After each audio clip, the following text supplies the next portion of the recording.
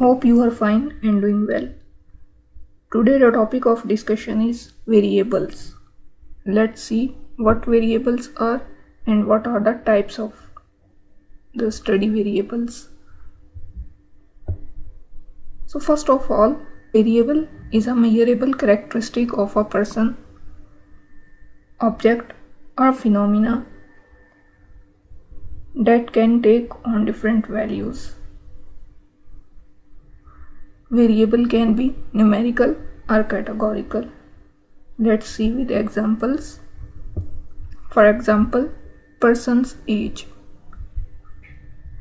Person's age is a numerical variable as person can be 1 year of old, 2 years, 3 years and so on. So it's lie under the group of numerical variables. Then the gender, male and female, it's a categorical variable. Color of the objects such as yellow, blue, red, green, these are also the categorical variables.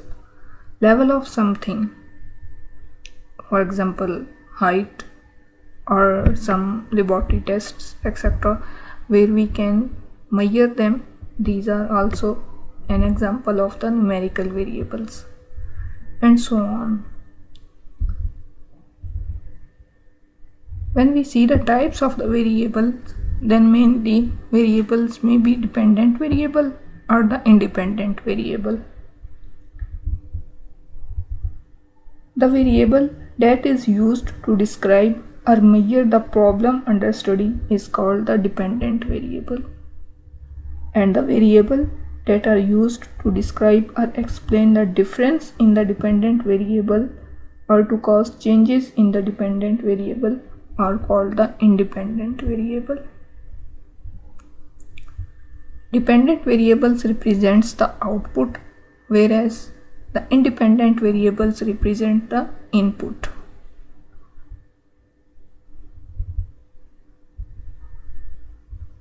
Dependent variables are those variables which we test to see if there is an effect, while the independent variables are the variables which we test to see if they are the cause.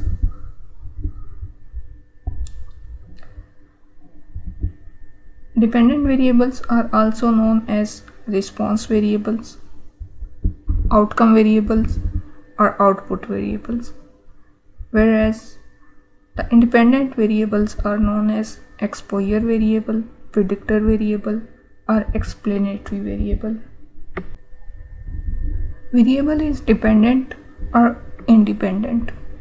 A researcher decides the category of the variable depending on the statement of the problem and aim and objective of the study. Let's see with examples. Suppose the title of the study is Food Intake Trend among Pregnant Women Residing in Gujarat.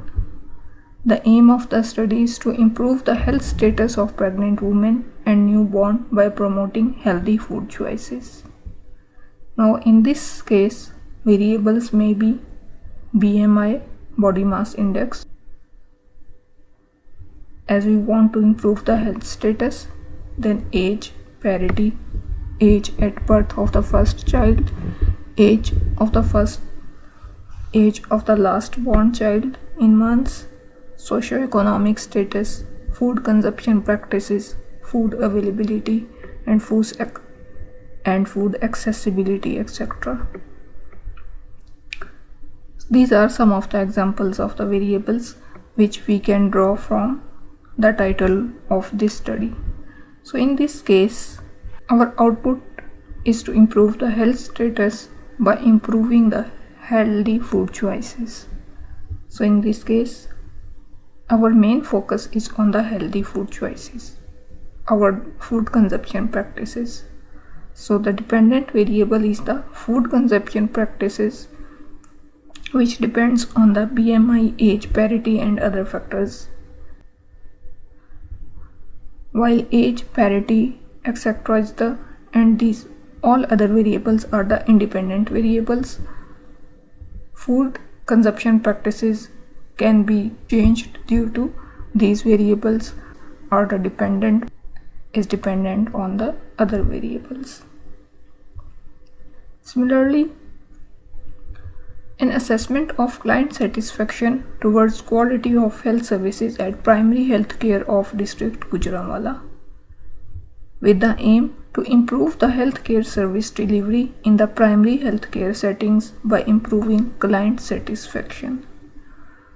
In this study, the variables may be age, gender, education, socioeconomic status, income, healthcare variables, accessibility, humanness of staff, information provided by staff, drug availability, cleanliness, and so on.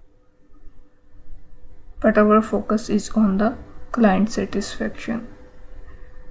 And among variables, the variable related to the client satisfaction is the dependent variable, while all other variables are the independent variables.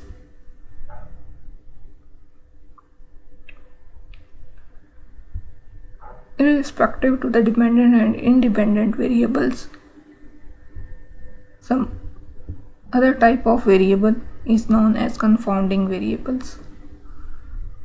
I discussed confounding variables in detail in previous session, so I am not going in detail, but for the recall purpose, confounding variable is an extraneous variable that is a risk factor for the outcome variable associated with the predictor variable and not in the causal pathway. It can lead to an over or underestimation of the true association, so it can alter the results of the study. So it's necessary to consider the confounding variables while doing the research. Example of confounding variable is the smoking, myocardial infarction, and age. Smoking leads to myocardial infection, while age is also associated with the myocardial infection and also with the smoking. A myocardial infarction is also associated with the age, as older people are at risk of myocardial infection. So age can act as a confounder. So how to reduce the effect of the confounder, I already discussed this in previous session. Another type is the effect modifiers. Effect modifier bring change in the magnitude of an effect, and it is not related to both outcome and exposure. It is an intermediate variable which acts as a catalyst. Let's see the example. Excessive salt intake can lead to hypertension, and hypertension can lead to stroke. Hypertension can act as a catalyst for the stroke, so it's the effect modifier. Similarly, in case of smokers, age, and chronic heart disease, age can lead as a effect modifier. We can overcome this problem by stratification. I am not going in detail as I discussed it earlier. So the main types of variables are dependent or independent variables. And either the variable is dependent or independent. This can be determined by the statement of the problem and the objective of the study. It is therefore important when designing an analytical study to clearly indicate which variable is the dependent and which is the independent. All the best.